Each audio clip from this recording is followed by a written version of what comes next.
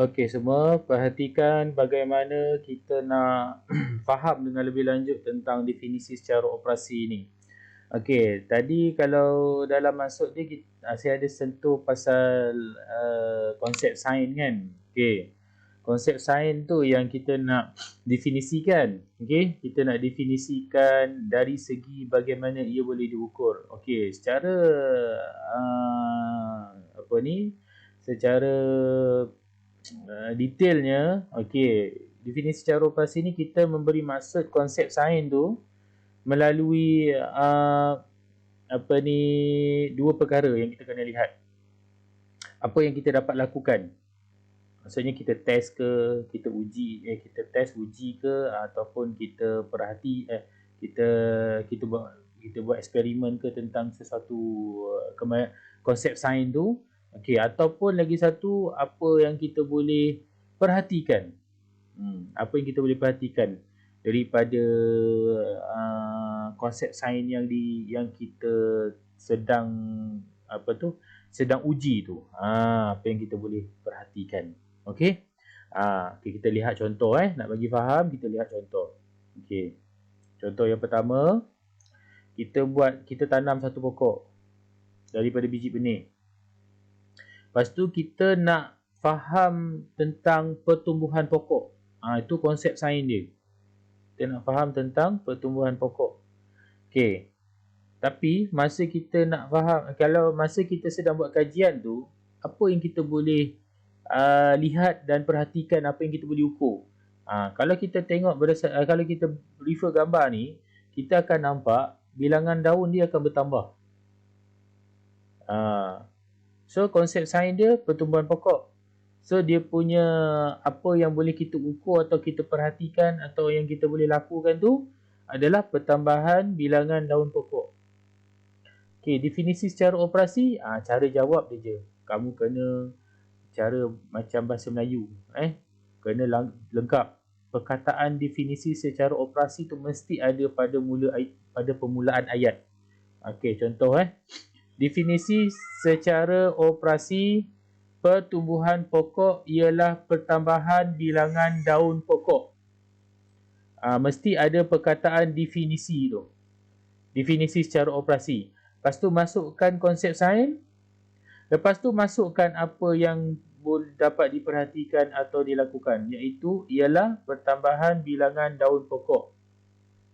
Okey, kita lihat contoh yang kedua. Contoh yang kedua, kita dapat lihat gambar magnet. Okey, magnet ni ada kita nampak ada klip kertas melekat kan? Okey, banyak klip kertas dia melekat. Okey, jadi apa konsep sain yang kita nak tahu kat sini? Definisi secara operasi konsep sain apa yang kita nak ketengahkan, kita nak discuss, yang kita nak faham. Okey, konsep sain dia adalah kekuatan magnet. Kekuatan magnet. Okey. Dia punya definisi secara operasi dia, dia punya apa yang boleh diukur tu, bilangan klip kertas yang ditarik oleh magnet ni lah. Kira lah klip kertas yang banyak ni, berapa banyak dia boleh tarik. Faham? Okey. Jadi definisi secara operasi untuk kekuatan magnet ialah bilangan klip kertas yang ditarik oleh magnet. Lagi sekali saya ulang. Definisi secara operasi kekuatan magnet ialah bilangan klip kertas yang ditarik oleh magnet. Nampak tak? Mesti ada perkataan definisi secara operasi dekat depan ni. Kalau tak ada perkataan tu, salah.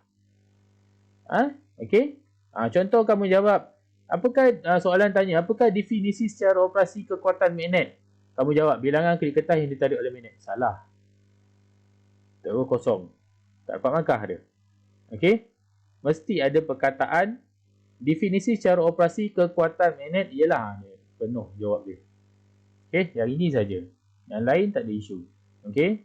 Kemudian proses sain yang lain tak ada masalah.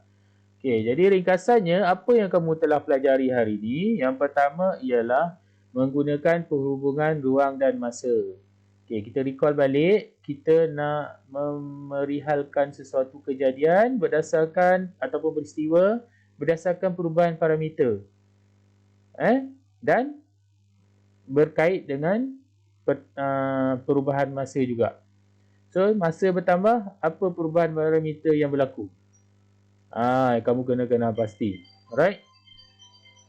Lepas tu, yang kedua adalah mentafsir data. Mentafsir data iaitu dia sebenarnya adalah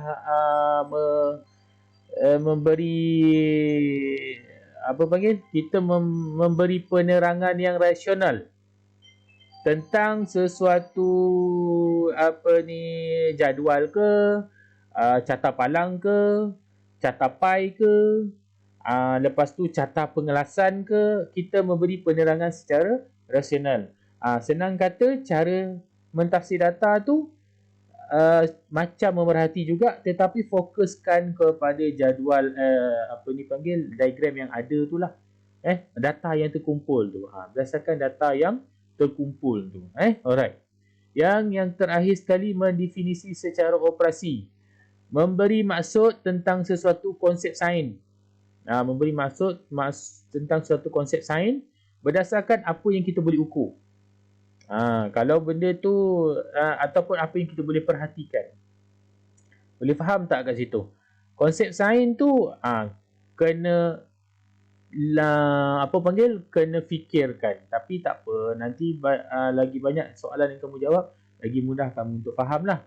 Kena fikirkan apa konsep sains yang hendak diketengahkan. Alright.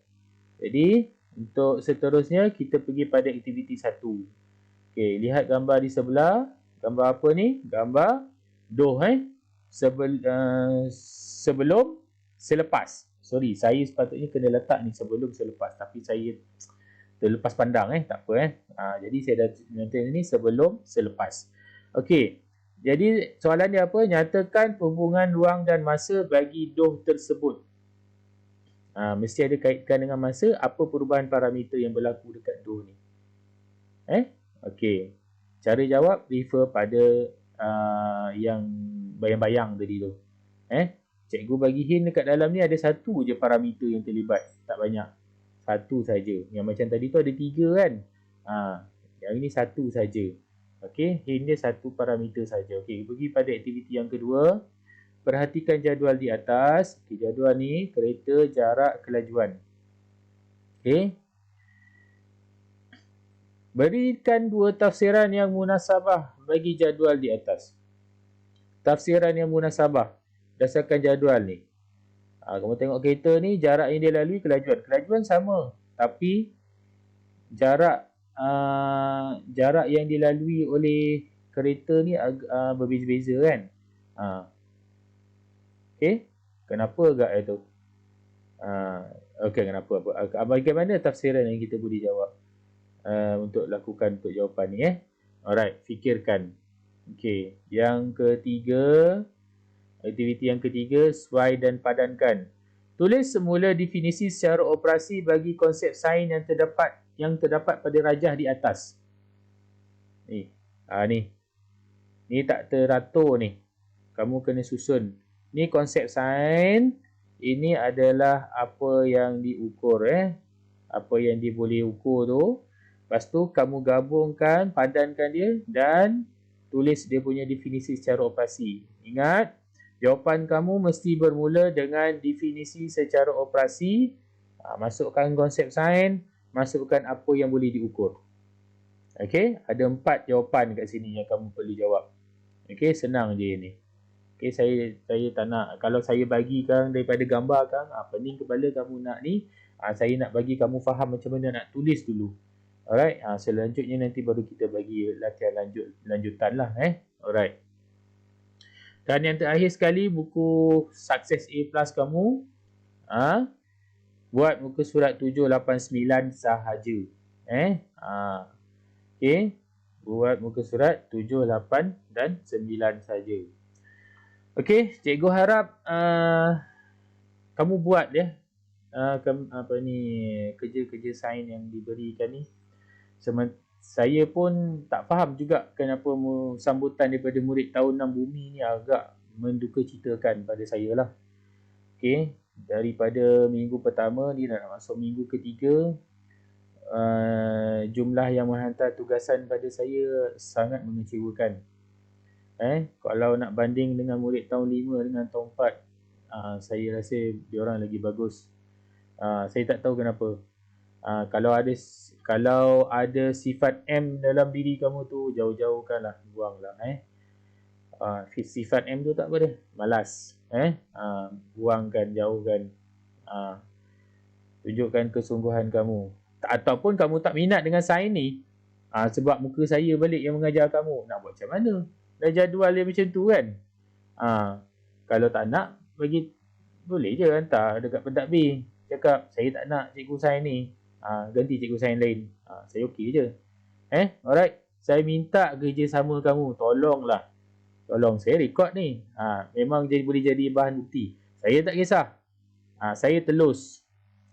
Bila saya buat sesuatu bersungguh, saya pun mengharapkan sesuatu yang bersungguh-sungguh juga daripada anak murid saya. Itu saja. Salah tak ada masalah. Itu lagi satu sikap yang saya dapat lihat. Kerja tak hantar kat saya, tapi dah update nama. Jangan buat macam tu. Jangan buat macam tu. Okey? Itu pun tak bagus juga. Perkara yang tak bagus untuk dilakukan. Lagi satu, kalau bagi kerja pun ada soalan tak tulis, tulis jawapan. Jadi orang kata kerja tu tak sempurna lah. Kalau bahasa kasar dia tak semenggah. Jadi tolonglah buat kerja tu elok-elok. Kamu dah umur dah nak masuk 12 tahun. Okey, dah boleh kata dah nak masuk ke alam remaja. Jadi sepatutnya kamu dah boleh membezakan mana yang baik, mana yang buruk. Okey. Jadi kalau kamu tak nak buat juga, tu terpulang. Saya tak ada masalah. Saya dah laksanakan tugasan saya. Alright. Jadi saya harap lepas daripada ini ada perubahan. Saya dengar-dengar kata akan ada perubahan jadual lagi, yang mana mungkin dalam 1 minggu akan belajar 2 kali sains. Cuba bayangkan macam mana nak buat tu. Saya pun tengah nak adaptasi dengan benda baru macam ni, lepas tu dah kena ubah lagi. Saya tak tahulah penerimaan kamu macam mana. So please tolong bagi kerjasama. Siapa juga cikgu yang ajar, semuanya untuk bagi ilmu. Tak ada nak kata macam nak buat banding-banding ke apa ke. Tak perlulah. Alright. Okay, ikhlaskan hati untuk terima. Macam mana saya juga terpaksa ikhlaskan hati untuk mengajar kamu. Baru boleh saya punya PDPR saya berjalan. Okay. Meminta maaf, saya terpaksa membebel sedikit dengan ruang masa yang ada ni untuk bagi teguran untuk murid ni. Sebab memandangkan 6 bumi adalah kelas saya sendiri. Jadi saya bertanggungjawab untuk menegur kamu.